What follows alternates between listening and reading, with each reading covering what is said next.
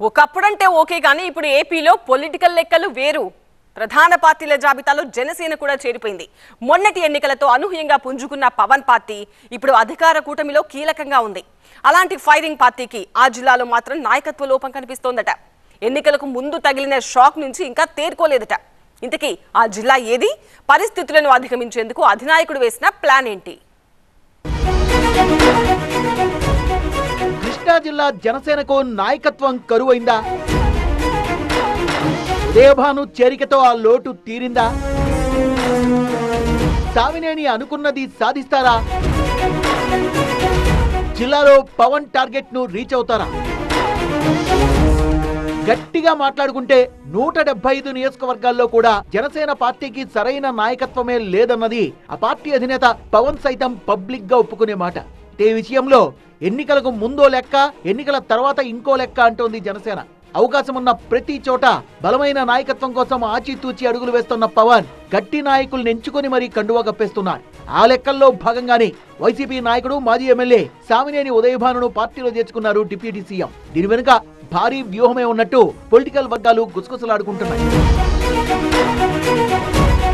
గోతిన మహేష్ వెళ్లిపోయాక విజయవాడలోనే కాదు ఉమ్మడి కృష్ణా జిల్లాలో సైతం జనసేనకు కోలుకోలేని దెబ్బ తగిలింది. నాయకత్వం లేకపోవడంతో క్యాడర్ సైతం చెల్లాచెదురైంది. అలాంటి చోట పార్టీని బలోపేతం చేసేందుకు పవన్ వ్యూహాత్మకంగానే పావుల్ని గదుపుతున్నట్టు స్పష్టమవుతోంది.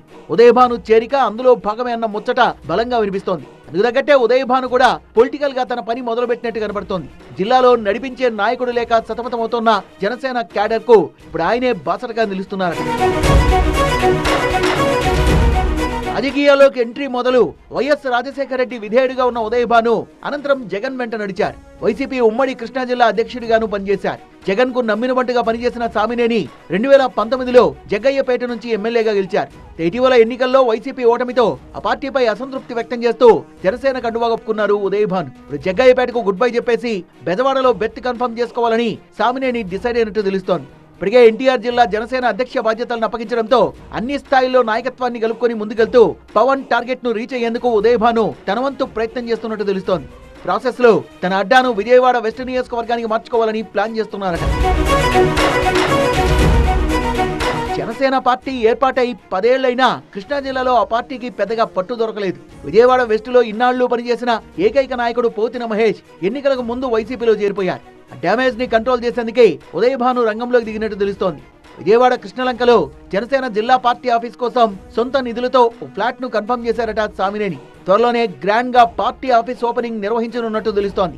కాపు సామాజిక వర్గం నుంచి బలమైన నాయకుడే కాదు, ఆర్థికంగానూ బలంగానే ఉన్న ఉదయభాను జిల్లాలో పార్టీని సంస్థాగతంగా తీర్చిదిద్దుతారని జనసేన అధిష్టానం కూడా కొండంత ఆశతో ఉన్నట్టు తెలుస్తోంది. ఉదయభాను సైతం ఆరంభ దశలోనే పార్టీపై తనదైన ముద్ర వేయాలని ఉవ్విళ్లూతున్నారట.